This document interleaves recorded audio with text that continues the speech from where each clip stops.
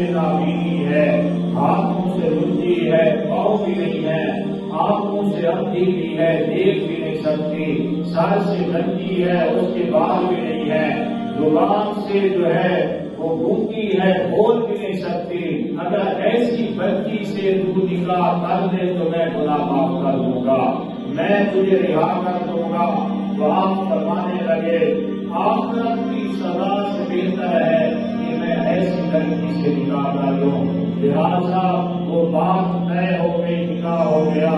نکاح کرنے کے بعد جب وہ جوان اپنی دلہن کے کمرے میں جاتا ہے، وہ جس کی علامتیں بیان کی گئی تھی کہ وہ سر سے گندی ہے، وہ دیکھ بھی نہیں سکتی، زبان بھی نہیں ہے، جب آگے جا کے دیکھا تو نظارہ کچھ اور تھا۔